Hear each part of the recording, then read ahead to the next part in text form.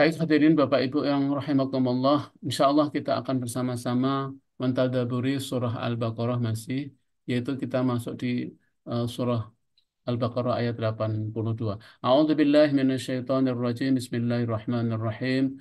Allah Subhanahu wa taala berfirman, "Walladzina amanu wa 'amilus solihati ulaika ashabul jannah hum fiha khalidun." Walladzina amanu, dan orang-orang yang beriman, wa 'amilus solihat, dan yang mengerjakan amal soleh, yang mengerjakan kebajikan, ulaika ashabul jannah. Mereka itu menjadi penghuni-penghuni surga, hum fiha khalidun, dan mereka kekal di dalamnya. Hadirin Bapak Ibu jamaah rahimakumullah, mendengar dan membaca ayat ini adalah ayat-ayat yang begitu menghibur kita. Ini adalah berita gembira. Berita gembira kepada orang-orang yang beriman dan beramal soleh bahwa Allah Subhanahu wa taala tidak pernah menyia-nyiakan keimanan mereka. Allah Subhanahu wa taala tidak pernah menyia-nyiakan amal-amal soleh mereka, dan Allah telah memberikan tempat yang istimewa atas keimanan dan amal soleh itu, yaitu ulaika ashabul jannah. Mereka adalah akan menjadi penghuni-penghuni surga. Bahkan Allah menjanjikan hum fiha khalidun. Mereka kekal di dalamnya. Hadirin Bapak Ibu rahimakumullah. Ayat ini adalah pasti. Ayat ini adalah kebenarannya adalah pasti. Karena ayat ini adalah Allah Subhanahu wa taala yang menyampaikan. Allah Subhanahu wa taala yang telah menjanjikan bahwa dimanapun, pada kondisi apapun, kapanpun, orang-orang yang beriman, orang-orang yang beriman dan orang-orang yang beramal soleh itu, mereka akan mendapatkan tempat yang terbaik. Karena sesungguhnya keimanan dan amal soleh itulah yang menjadi eh, apa namanya, yang menjadi sebab ya Allah Subhanahu wa taala memberikan eh, keistimewaan, memberikan rewardnya. Ayat ini juga dapat kita tadaburi dari aspek lain, bahwa ayat ini menunjukkan bahwa orang-orang yang beriman, walladzina amanu wa amilus shalihat, bahwa orang-orang yang beriman, jadi orang-orang yang beriman itu adalah orang-orang yang akan mampu, atau orang yang senantiasa terdorong dalam dirinya untuk melakukan amal-amal soleh. Jadi walladzina amanu wa amilus shalihat, orang-orang yang beriman dan beramal soleh, itu seakan-akan digabung, karena bagi orang yang beriman itu tidak mungkin gitu tidak beramal soleh. Orang yang beriman, keimanannya itulah yang akan menjadikan dia untuk melakukan amal kebaikan. Seseorang yang imannya tinggi, orang-orang yang keimanannya benar, maka dia akan mengikuti suara hati yang iman itu. Kan iman itu kan eh, ya, orang yang katakan orang yang beriman itu kan orang yang meyakini, ya. Orang yang istilahnya orang yang yakin kepada Allah. Jadi ya hatinya yakin kepada Allah, kemudian diwujudkan dengan perkataan-perkataan yang baiknya, dan kemudian diwujudkan dengan eh, apa namanya, amal-amal soleh. Jadi kalau orang beriman itu tidak beramal soleh, itu menyalahi. Jadi iman yang benar, iman yang dalam itu akan melahirkan amal soleh. Makanya konsekuensi iman, ya, bahwa hati orang yang beriman itu akan memunculkan dan melahirkan amal soleh. Jadi ini sudah seharusnya, ya kan? Kalau imannya itu benar, maka akan diikuti dengan amal soleh. Kenapa? Karena dia mengimani terhadap Allah Subhanahu wa taala, mengimani terhadap ayat-ayatnya, dia mengimani terhadap Rasulnya. Dan Allah, Rasulnya, dan Al-Quran tentu mengajak mereka untuk beramal soleh. Jadi ayat ini juga menandaskan bahwa iman di dalam diri seseorang itu dapat menjadi atau harus menjadi sumber kebaikan, menjadi sumber eh, amal soleh. Makanya walladzina amanu wa amilus shalihat, ya kan? Jadi jangan kemudian iman sendiri, amal soleh sendiri. Tapi walladzina amanu wa amilus solihat ini itu wawunya wawu atof karena memang seharusnya demikian. Bukan orang-orang yang beriman kemudian eh, jika dia beramal, saya nggak gitu ayat ini. Walladzina amanu wa amilus solihat. Begitu para mufassir yang lain memberikan atau mentadaburi ayat ini bahwa orang yang beriman itu sudah seharusnya dia akan beramal soleh. Jadi iman di dalam diri itu insya Allah harusnya menjadi sumber amal kebaikan. Makanya kata mufasir dikatakan sini, orang yang beriman atau orang muslim yang membuat kerusakan di bumi, artinya membuat amal-amal yang nggak baik, bahkan menentang atau memusuhi amal-amal soleh, sesungguhnya iman dalam dirinya telah rusak atau bahkan telah hilang sama sekali. Karena konsekuensi orang yang beriman itu adalah melakukan kebaikan. Nah, di sini eh, di dalam ayat yang lain ya, itu dalam surat Al-Fatir. Di situ memang orang yang beriman itu ada tiga apa ya? Ada tiga bentuk gitu. Ada orang yang beriman itu dia masih melakukan apa ya? Masih melakukan eh, amal-amal yang amal-amal yang kurang baik. Artinya dia masih mungkin orang yang beriman masih melakukan perbuatan eh, maksiat atau dosa. Yaitu eh, dalam surat Fatir ya ayat 32 itu summa awrasnal kitab alladzina astafaina min ibadina wa minhum zalimun li nafsihi wa minhum muqtasid wa minhum sabiqum bil khairati bi idznillah. Kemudian kami wariskan kitab Al-Quran ini kepada orang-orang yang kami pilih, orang-orang yang beriman di antara hamba-hamba kami. Ya, dalam surat Fatir ayat 32. Faminhum dzalimun li nafsi. Sebagian dari mereka itu mendolimi dirinya, berbuat dosa, berbuat maksiat. Ya. Kemudian waminhum muqtasid. Dan sebagian dari mereka itu posisinya tengah-tengah. Dan ada yang sebagian mereka itu adalah waminhum sabiqum bil khairat. Dan ada sebagian dari mereka yang sabiqum bil khairat. Yang terdepan dalam kebaikan. Yang berlimpah kebaikannya. Yang banyak melakukan kebaikan. Jadi memang orang beriman itu kalau terlihat dari perilakunya memang ada tiga. Ada orang yang beriman masih berbuat dosa dan maksiat. Namanya mereka disebut dengan zalimun li nafsi, berbuat dosa, berbuat maksiat. Ada yang tengah-tengah dia. Ya, tengah-tengah itu eh, dia mengambil posisi eh, apa ya? Dia tidak berbuat maksiat tapi juga amal-amal solehnya sedang-sedang saja. Tapi ada yang sabiqum bil khair yang terdepan, yang nah tinggal milih kita ini. Tetapi mufasir mengatakan tidak ada yang mengatakan bahwa orang yang beriman itu boleh menentang kebaikan. Tidak ada yang mengatakan orang yang beriman itu boleh membuat kerusakan. Karena zalimul nafsi itu adalah dosa untuk dirinya sendiri. Tapi tidak sampai membuat kerusakan, membuat kezaliman, membuat bahkan sampai menentang kebaikan. Jadi zalimul nafsi itu adalah dia berbuat salah tapi untuk dirinya, kembali kepada dirinya, tapi tidak sampai menyebabkan kepada orang yang lain. Nah ini eh, apa namanya Bapak Ibu rahimakumullah. Betapa indahnya ketika iman itu ada di dalam diri-diri kita masing-masing dan tumbuh. Maka iman itu seharusnya melahirkan kebaikan. Moga-moga. Nah iman yang seperti ini adalah iman yang memang hidup, iman yang terawat, ya. Bukan iman yang apa ya, iman yang sedang berpenyakit, iman yang rusak. Karena iman itu kan di dalam hadis-hadis dikatakan iman itu tidak seperti emas yang dibiarkan dia akan tetap. Tapi iman itu selalu dilafatkan di dalam Al-Quran itu seperti tanaman, seperti pohon, seperti biji yang ditanam. Jadi iman itu dia bisa rusak.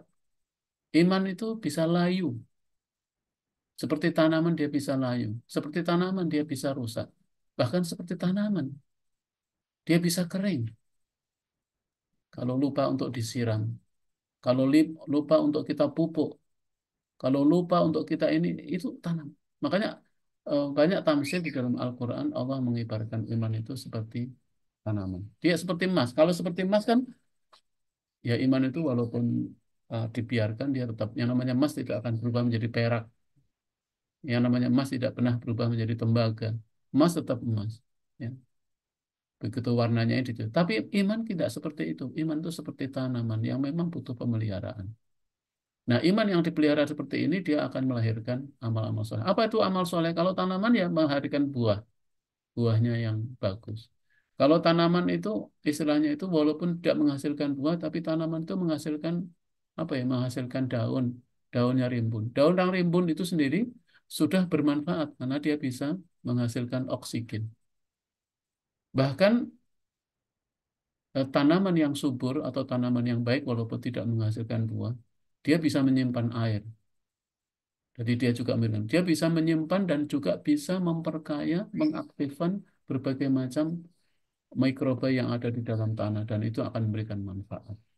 Jadi tanaman itu katakanlah tidak berbuah tapi dia tumbuh subur, sudah menyenangkan orang, sudah memberikan manfaat kepada yang lain. Kira-kira begitu hadirin, bahwa iman itu harus bisa menjadi sumber kebaikan. Kebaikan bagi siapa? Bagi dirinya, orang yang punya itu, bagi sekelilingnya, bagi manusia yang lain, bahkan bagi alam semesta, bagi tanaman. Jadi tanaman, hewan itu pun juga senang kalau bersama orang yang beriman. Karena orang yang beriman itu, dia akan memperlakukan makhluk Allah itu dengan baik. Karena sesuai dengan yang diimani. Kalau Allah menyuruh kita untuk menyembelih hewan, bukan nggak boleh disembelih, sembelihlah dengan cara yang baik. Dengan menggunakan nama Allah. Kalau Anda memanfaatkan tanaman, boleh tanaman itu dimanfaatkan. Tapi juga dimanfaatkan dengan baik. Tidak dengan menggolimi atau dengan merusaknya. Atau dengan berlebih-lebihan. Jadi ini hadirin jamaah rahimakumullah. Ayat ini luar biasa di ayat 82 ini. Menegaskan bahwa orang yang beriman dan mengerjakan kebajikan itu Allah tidak pernah menyia-nyiakan. Di dunia saja mereka akan mendapatkan kebaikan yang banyak apalagi di yaumil akhirat. Jadi seharusnya iman dalam diri masing-masing harus dapat menjadi sumber-sumber kebaikan bagi kita semua. Dan kalau seandainya ada orang yang beriman tapi justru membuat kerusakan, menentang ini yang harus kita evaluasi adalah keimanan dalam diri. Hadirin Bapak Ibu rahimakumullah, mari kita lanjutkan di ayat 83. Allah SWT berfirman, wa idza akhadna mitsaqa bani Israila la ta'buduna illallah wa bil walidaini ihsana wa dzil qurba wal yatama wal masakin wa qulu lin nasi husna wa aqimus salata wa atuz zakah thumma tawallaitum illa qalilan minkum wa antum mu'ridun. Allah Subhanahu wa taala berfirman, wa id akhadna, maaf, wa id akhadna, dan ingatlah ketika kami mengambil janji dari Bani Israel. Apa itu isi janjinya itu? La ta'buduna illallah. Janganlah kamu menyembah selain Allah, wabil walidani ihsana, dan berbuat baiklah kepada kedua orang tua. Kemudian wadil kurba dan kerabat, wal yatama kepada anak yatim, wal masakin dan kepada orang-orang miskin, wa qulu linnas dan bertutur katalah yang baik atau ini sebut juga dan beramar ma'ruf nahi mungkar pada manusia, wa aqimus shalah dan laksanakan salat, wa atuz zakah dan tunaikanlah zakat. Tapi kemudian kamu berpaling mengingkari kecuali sebagian kecil dari kamu dan kamu masih menjadi pembangkang-pembangkang yang nyata. Jadi hadirin, kita masih membicarakan memang tentang apa namanya, bagaimana karakteristik eh, Bani Israel. Ya. Dan sudah saya sampaikan mengapa Bani Israel ini menjadi role model yang dikisahkan oleh Allah SWT. Allah tidak perlu mengisahkan atau tidak perlu menceritakan semua kaum, tapi cukup satu kaum yang dikatakan sebagai orang-orang yang dari sisi keturunan adalah orang yang baik, keturunan para nabi, yang seharusnya orang-orang Bani Israel ini adalah orang yang pertama kali beriman seharusnya. Orang-orang Bani Israel ini orang-orang yang seharusnya menyambut iman. Orang-orang Bani Israel ini adalah orang-orang yang seharusnya paling beriman, paling paling besar atau paling kuat di dalam menyambut seruan Allah. Tapi justru ini menjadi kaum pembangkang. Hadirin Bapak Ibu rahimakumullah, di dalam ayat ini Allah SWT menjelaskan dan mengingatkan. Dan ingatlah wahai Bani Israel bahwa kalian telah berjanji, ya.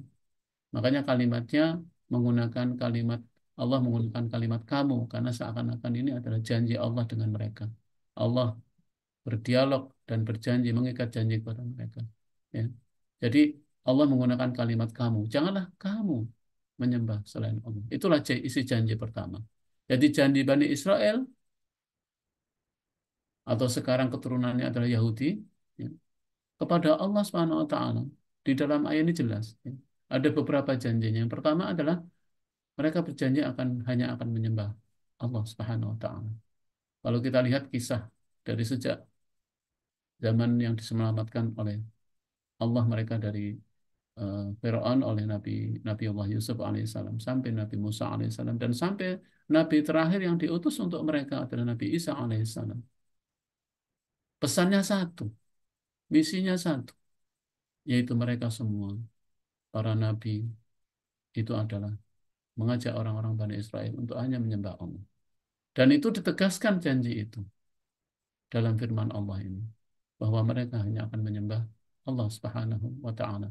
Ini adalah pokok tauhid yang diajarkan oleh semua nabi dari Allah Subhanahu wa taala dan semua nabi mengajarkan dan mengajak untuk bertauhid yang benar sebagai sebagai risalah utama yang dibawa oleh para nabi.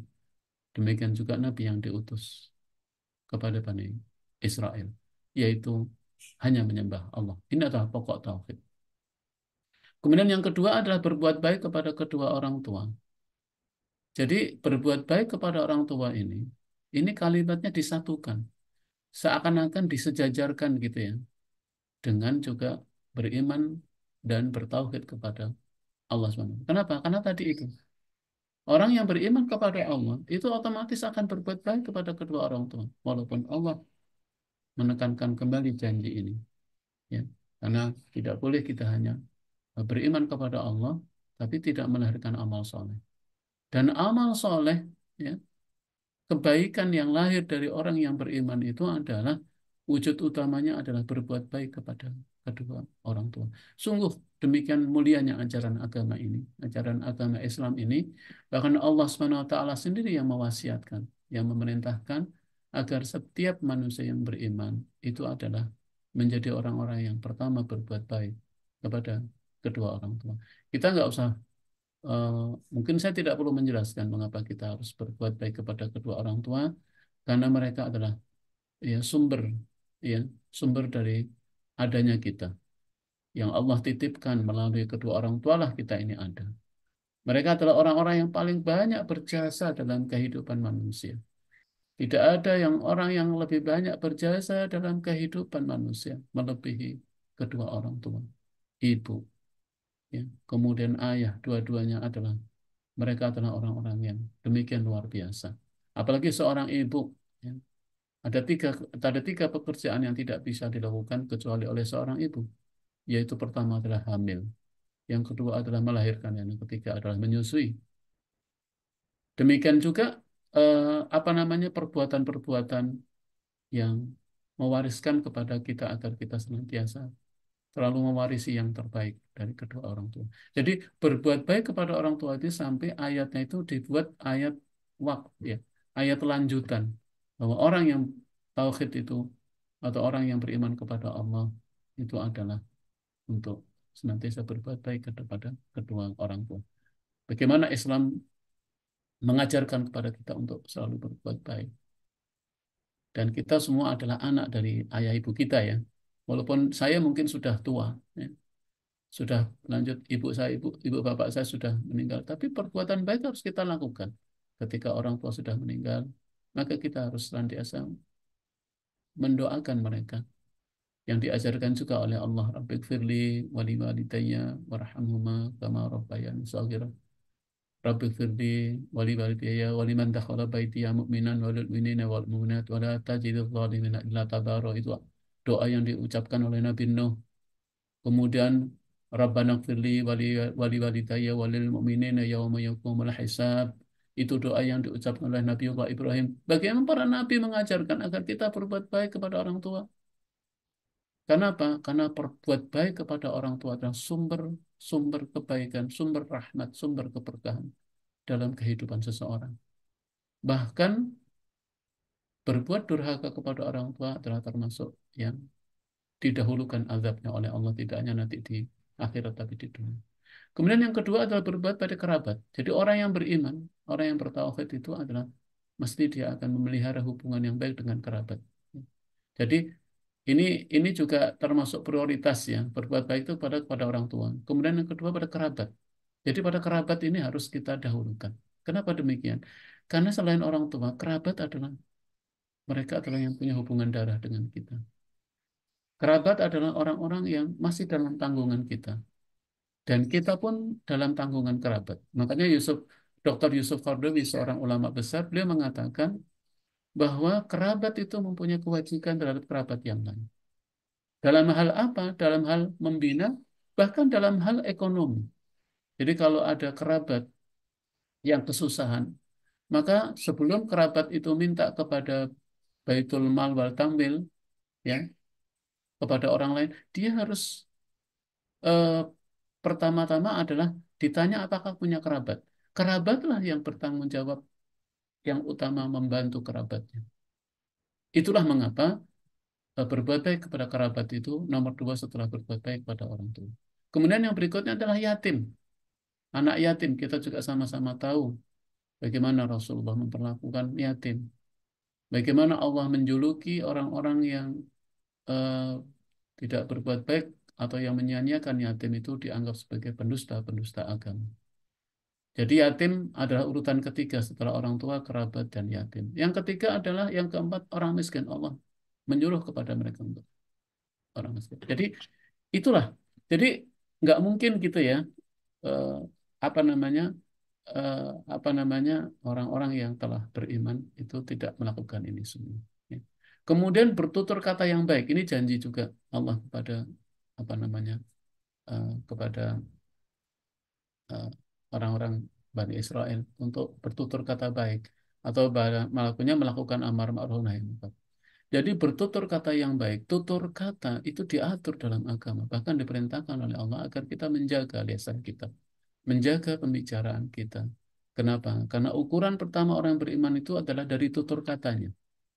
Makanya di dalam Al-Quran begitu banyak kalimat-kalimat yang berkaitan dengan cara berbicara atau akhlak berbicara kepada orang itu diatur dengan sangat-sangat rinci. Ada kalimat kaulan karimah kalau dengan orang tua. Hendaknya kalau dengan orang tua itu hendaknya perkataan kata-kata yang memuliakan. Kalau dengan sesama teman itu kaulan baligho, kata-kata yang berbekas kebaikan.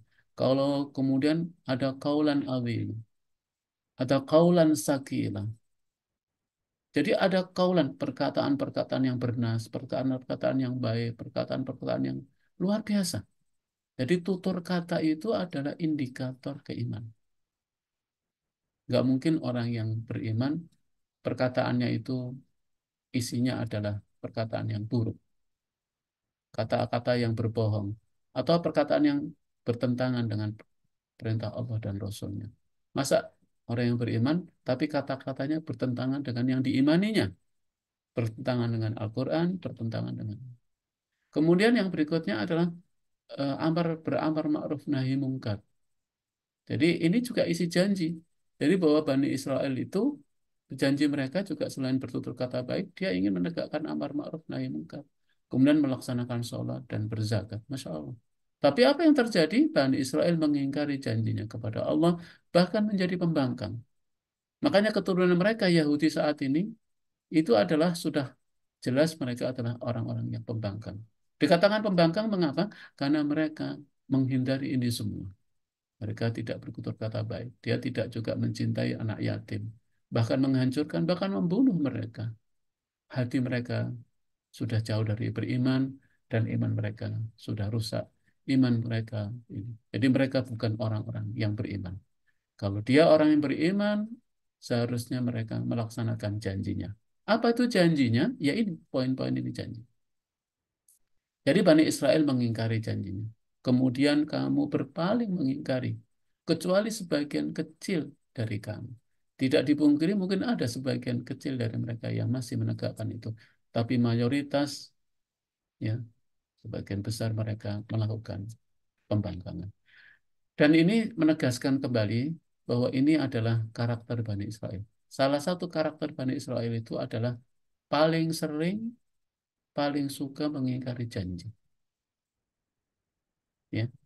Jadi ini sudah jadi karakter ya. Jadi ini juga menegaskan bahwa karakter mereka.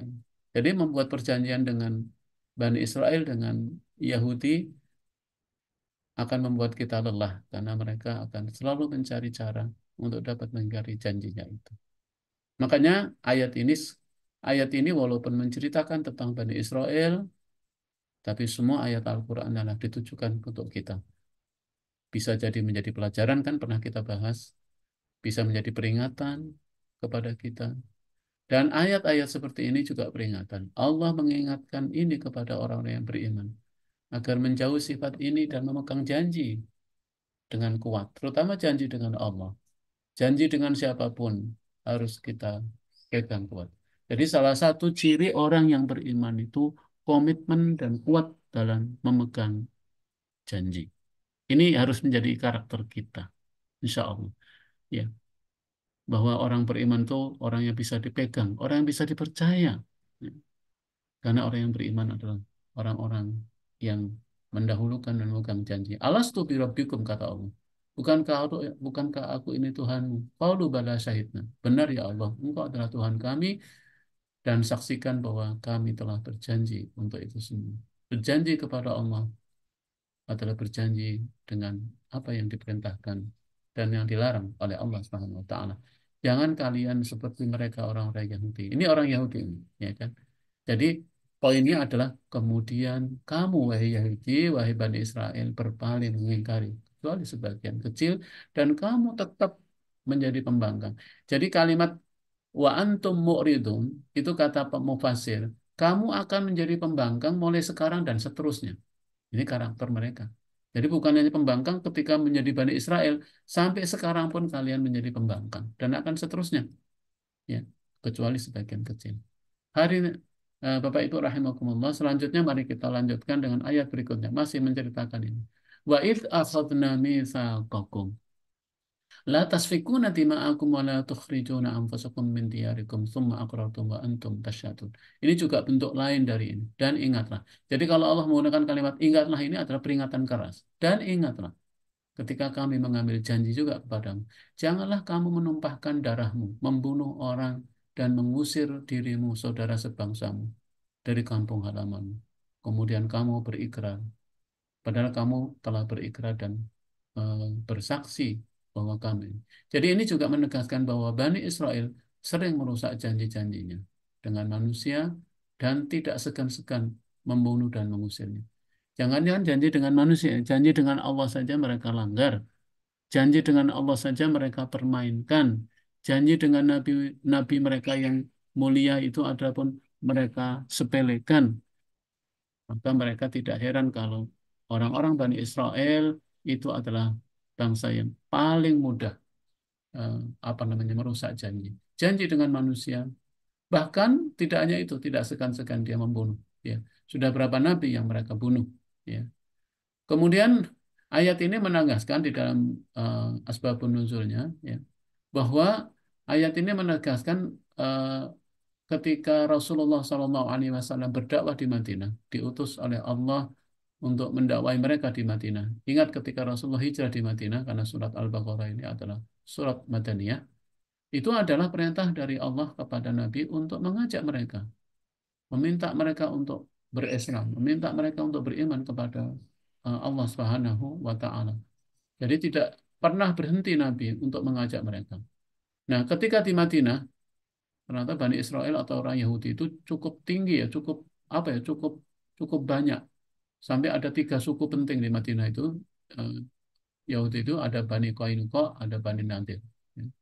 Ini dua suku ini mengikat janji dengan suku Khazraj, Arab Muslim. Dan satu lagi Yahudi Bani Quraidah yang mengikat janji dengan suku Aus Muslim. Namun mereka mengingkarinya dan membunuh bahkan mengusirnya. Jadi waktu di Madinah Nabi datang, itu Madinah itu dalam keadaan bukan kosong ya, bukan wilayah kosong, wilayah yang penuh. Bahkan saking penuhnya Yahudi menguasai Madinah, menguasai ekonomi, menguasai kehidupan sosial mereka. Bahkan mereka telah membuat perjanjian dengan penduduk setempat ya. Ada tiga apa ya. Nah, singkat cerita ya, mereka membuat janji dengan penduduk lokal, tapi mereka juga orang pertama yang mencari-cari sehingga mereka mengingkari janji. Bahkan tidak segan-segan mereka menciptakan fitnah, bahkan menciptakan peperangan, baik secara langsung ataupun tidak. Salah satu karakter orang Yahudi adalah mengadu domba antara satu dengan yang lain. Mengapa mereka mengikat janji? Ya, karena mereka punya kepentingan, ya, punya maksud untuk menghancurkannya. Nah, karena itu eh, apa namanya sikap seperti ini, ya, jadi mengingkari janji adalah termasuk yang diharamkan bagi Bani Israel, seperti termaktub dalam Taurat. Jadi mereka tahu bahwa sebetulnya perbuatan mengingkari janji adalah atau membangkang adalah perbuatan yang buruk. Bahkan mereka sudah tahu juga akibat dari pembangkangan itu dalam kehidupan mereka. Tapi jamaah rahimakumullah, demikianlah kalau sudah jadi karakter itu. Ya. Jadi kalau sudah karakter itu mereka sulit ya. Karena apa? Karena mereka hanya beranggapan bahwa eh, mereka lah yang benar. Ya. Jadi yang lain salah. Ya itu itu yang sudah yang membuat mereka apa ya? Membuat mereka itu tertutup hatinya sehingga berbagai peringatan, peringatan Allah, peringatan nabinya, apalagi peringatan dari kita mereka tidak akan menghiraukan. Mereka sama sekali ya. Ingat, Yahudi tidak akan menghiraukan peringatan dari selain Yahudi. Kenapa? Karena mereka menganggap superior, mereka menganggap terbaik, ya kan?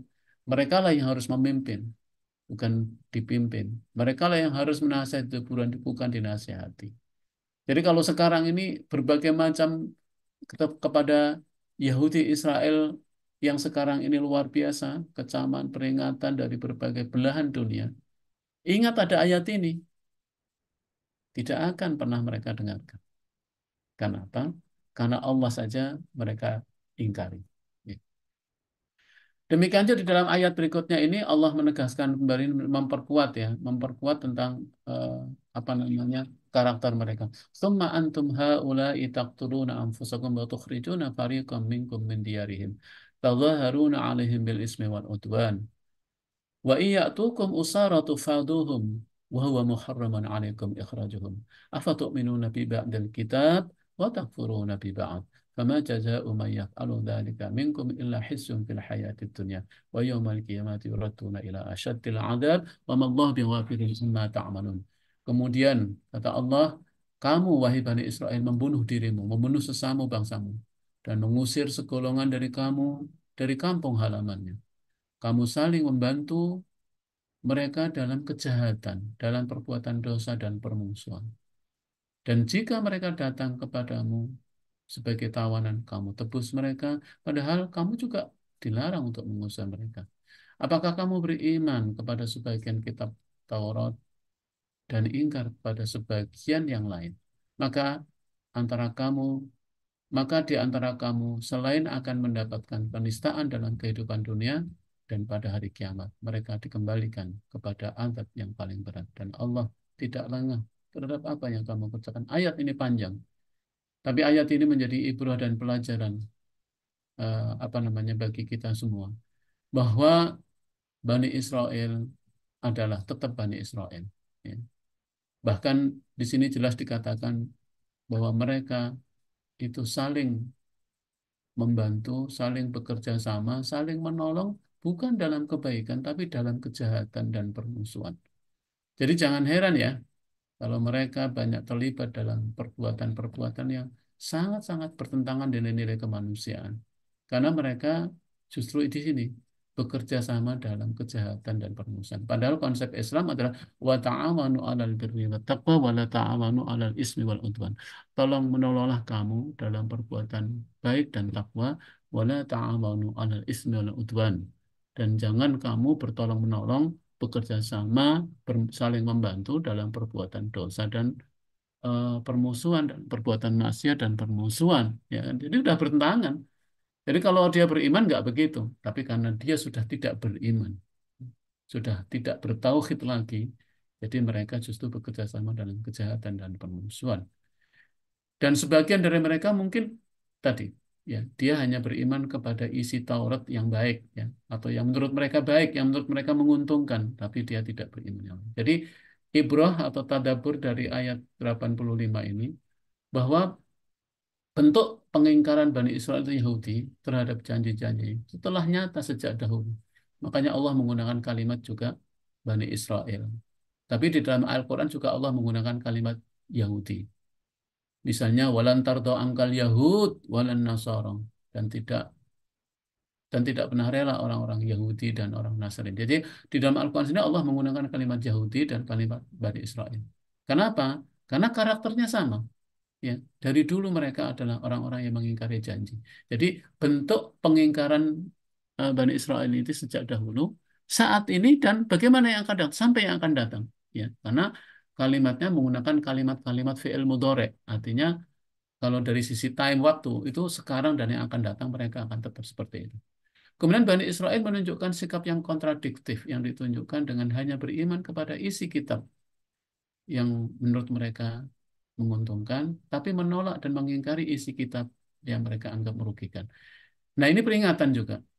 Karena terus terang, di kalangan kaum muslimin ada juga, dia beriman kepada isi kitab, tapi yang menurut mereka enak, ringan, tidak susah, tidak memberatkan. Tapi giliran perintah-perintah yang lain yang berat mereka tidak mau. Mungkin tidak menolak, tapi dia nggak mau. Nah, ini jangan sampai juga seperti orang Yahudi. Hanya beriman terhadap isi kitab atau isi kitab suci yang mereka apa ya, yang mereka anggap ringan dan menguntungkan. Tapi ketika perintah itu tidak enak, merugikan atau mereka menolak. Nah, ini sudah dari dulu. Karena itu ini pelajaran, jangan sampai orang-orang yang beriman umatnya Muhammad mengikuti perilaku mereka, ya mereka orang-orang. Namun bahwa segala bentuk pengingkaran, ingat bahwa segala bentuk pengingkaran terhadap suatu janji maka Allah akan mengancam dengan kehinaan, ya dalam kehidupan di dunia dan siksa yang berat. Jadi segala macam bentuk pengingkaran janji, ya janji dengan Allah, termasuk juga janji dengan manusia, itu akan melahirkan kehinaan. Ya kita sendiri ya, kalau kita itu berkhianat, mengingkari janji, kita hina di hadapan orang yang kita. Assassin terus kirim ke gue. Saya janji misalnya dengan orang teman, kemudian ingin ketemu tapi nggak ketemu, janji kan ini nggak jadi, kan kita hina di hadapan dia, ya kan kita nggak enak. Apalagi kalau terhadap Allah, mengingkari janji pada Allah akan terjadi kehinaan, kehinaan di dunia, kita hina, ya. Mereka sekarang ini melakukan berbagai macam kerusakan, ya membunuh, menyiksa, ya kaum apa namanya kaum muslimin Palestina. Mereka sebetulnya hina. Apa mulianya mereka? Ya kan? Mereka mendapatkan cemoohan. Mereka mendapatkan kehinaan. Hina mereka di mata manusia yang masih berpikir baik. Kecuali mungkin manusia yang buruk lah yang masih menganggap mereka baik. Tapi secara umum orang-orang yang berhati baik sebetulnya mereka telah hina hidupnya di dunia ini. Dan tentu yang lebih berat lagi adalah siksa yang berat di yaumil akhir. Ingat, ini peringatan bagi kita, ya pelajaran berharga bagi orang yang beriman, bahwa mengingkari janji Allah Subhanahu wa taala itu pasti akan melahirkan kehinaan dan akan melahirkan siksa nanti di yaumil akhir. Ya kan? Ulaikal ladzina ishtarawul hayatad dunya bil akhirah fala yukhaffafu anhumul adzab wa lahum yansarun. Mereka itulah orang-orang yang telah membeli kehidupan dunia dengan kehidupan akhirat, maka tidak akan diringankan azabnya dan mereka tidak akan ditolong. Ini ancaman dari Allah. Jadi yang mengatakan Allah ya, bahwa bahwa mereka yang suka menyarai janji, mengingkari janji, ya, itu adalah orang-orang yang nanti akan mendapatkan azab dan tidak akan ditolong. Jadi ini juga menegaskan bahwa yang mendorong mereka mengingkari janji-janjinya itu adalah karena materialistis, karena memburu keuntungan kehidupan dunia yang sementara tapi melupakan kehidupan akhirat. Ini yang sering terjadi, ya. Yang mendorong orang itu mengingkari janji-janjinya dengan Allah, dengan ini biasanya karena iming-iming kehidupan dunia yang sementara. Na'udzubillah. Tapi dia melupakan akhirat yang abadi. Ini adalah gambaran orang yang tidak beriman umumnya. Itu ikrar janji. Karena kalau orang yang tidak beriman itu orang yang tidak takut kepada Allah. Orang yang tidak takut kepada Allah umumnya adalah mudah sekali menyalahi janji, mengingkari janji. Kemudian menyandarkan kepada kelicikan akal. Kalau sudah mengingkari janji, mereka akan mencari narasi-narasi, ya, akan mencari berbagai alasan untuk membenarkan apa yang dia perbuat. Itu sudah watak manusia, ya kan? Intinya sebetulnya dia akan ingin hanya mendapatkan keuntungan dunia dan dia meyakini bahwa cukup tidak usah dengan pertolongan Allah. Dia mengandalkan pertolongan manusia yang lain, ya kan? Selama masih ada yang mau menolong, dia yakin, ya. Eh, karena apa? Karena masih banyak orang-orang yang zalim, banyak orang-orang yang berbuat buruk, banyak orang-orang yang tidak beriman, yang memang masih menjadi sekutu-sekutu mereka. Jadi mereka yakin masih ada manusia yang. Karena itu hadirin, terakhir saya ingin sampaikan, Islam mengharamkan pemeluknya mengingkari janji dengan Allah, janji dengan siapapun, dengan alasan apapun. Karena apa? Karena mengingkari janji itu adalah perbuatan yang buruk. Bahkan menjadi salah satu tanda kemunafikan dalam diri seseorang, dan mengingkari janji adalah bentuk karakter yang bertentangan dengan keimanan. Mungkin itu yang bisa saya sampaikan. Moga-moga ada manfaatnya, Mas Asmi. Saya kembalikan kalau ada waktu untuk bisa. Mungkin ada tambahan dari para jamaah terhadap apa yang kita bahas pada hari ini. Moga-moga Allah Subhanahu wa taala mengkaruniai kepada kita, menambahkan kepada kita ilmu yang bermanfaat. Saya kembalikan pada Mas Asmi. Syukran katsiran pada Profesor Dr. Abdul Munif, Jazakumullah khairan katsir, yang telah menyampaikan banyak ilmu yang sudah tadi kita dengar bersama dari Tadabur Quran Surah Al-Baqarah ayat 82 sampai 80, yang mantan tadi disinggung motivasi sebagai kita seorang muslim yang diberikan keimanan oleh Allah Subhanahu wa taala agar selalu berbuat baik, dan tadi juga dijelaskan tentang banyak contoh dari Bani Israel tentang perbuatan-perbuatan mereka, pengingkaran mereka atas janji-janji mereka terhadap Allah, dan itu juga menjadi pelajaran bagi kita semua agar tidak melakukan hal-hal yang mereka lakukan. Baik, sebelum itu kami ingatkan kepada para jamaah untuk bisa mengisi link presensi yang telah dikirim di chat Zoom. Dan bagi jamaah yang ingin memberikan pertanyaan atau ingin bertanya terkait apa yang telah disampaikan tadi, boleh untuk langsung on mic dan menanyakan pertanyaan.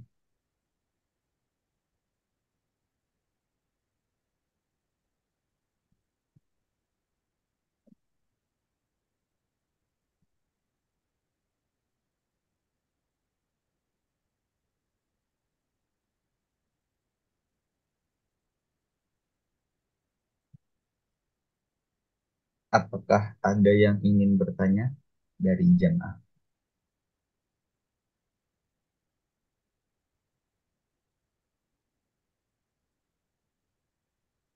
Oh, baik. Untuk Ahmad Kubaid, dipersilahkan. Tadi ada yang raise hand. Apakah ingin bertanya? Ya, izin bertanya Ustaz. Kan tadi dijelaskan tentang Bani Israel. Nah, kalau yang saya pahami, Yahudi itu termasuk dalam keturunan dari Bani Israel. Lalu apakah saat ini ada keturunan lain dari Bani Israel selain umat Yahudi, Ustaz? Atau selain bangsa Yahudi? Karena kan tadi yang dijelaskan itu sifat-sifat Bani Israel secara keseluruhan ya, Ustaz. Itu, Ustaz. Terima kasih. Iya, Assalamualaikum warahmatullahi wabarakatuh. makasih Mas Ahmad Khubaib. Jadi memang di dalam Al-Quran, eh, walaupun ada kelompok lain yang juga dikisahkan ya oleh Allah sebagai pelajaran, tapi yang paling runut, yang paling panjang, yang paling detail adalah memang Bani Israel sebagai role model ini. Nah, sebetulnya kalau Allah menceritakan karakter, itu sebetulnya lebih general, Mas Hubert. Karena karakter ini itu bisa dimiliki oleh siapapun. Walaupun yang dicontohkan di dalam Al-Quran itu adalah apa namanya Bani Israel dan keturunannya dalam hal ini adalah Yahudi. Nah, kenapa mereka hanya Allah yang tahu? Tapi sebagian mufasir apa namanya mencoba untuk memahami mengapa Allah menceritakan dan menjadikan Bani Israel ini sebagai center kisah eh, bagaimana perilaku dan karakter mereka ini, karena memang eh, mereka adalah orang yang sebetulnya memang secara keturunan nasab adalah nasab orang-orang baik ya. Karena banyak dari kelompok mereka lah Allah mengangkat para nabi, para rasul, ya kan. Dan paling banyak juga Allah mengutus nabi eh, nubuah-nubuah kepada mereka. Di ayat-ayat di tafsir berikutnya nanti akan sampai itu. Tetapi ternyata mereka tetap menjadi orang-orang yang orang-orang yang mengingkar ya, orang-orang yang kufur sebagian besar kepada Allah Subhanahu wa taala. Kalau mufasir mengatakan begini, kalau mereka seharusnya adalah orang-orang yang pertama beriman kepada Nabi Yahudi ini. Tapi justru ini kenapa? Karena mereka sudah dapat informasi sebelumnya, sudah membaca kitab-kitab sebelumnya, ya kan? Nah, inilah yang menjadi pelajaran penting bagi kita, bahwa jangan sampai secara karakter hati kita ini rusak, ya kan? Jadi tidak ada jaminan istilahnya orang yang keturunan yang baik, yang menganggap dirinya apa ya, kelompok kelompok tinggi, kemudian kasta tinggi, kemudian menganggap dia superior, menganggap dia adalah bangsa lama, itu tidak ada jaminan bahwa mereka itu yang terbaik, tidak. Yang terbaik itu mereka yang beriman dan beramal soleh. Jadi gitu Mas Kubet. Jadi karakter ini bisa dimiliki oleh siapapun, ya. Karena Yahudi apa namanya ya apa namanya Yahudi yang sekarang ini yang menjadi keturunan Bani Israel adalah menjadi contoh model saja itu. Ya, wallahu alam. Jadi kalau Allah menceritakan karakter, karena karakter ini lebih lebih langgeng, lebih apa ya, lebih eh, apa ya, lebih luas, karena bisa dimiliki oleh siapapun, kelompok manapun bisa memiliki karakter tersebut. Mungkin itu yang saya bisa sampaikan. Muka-muka menjawab.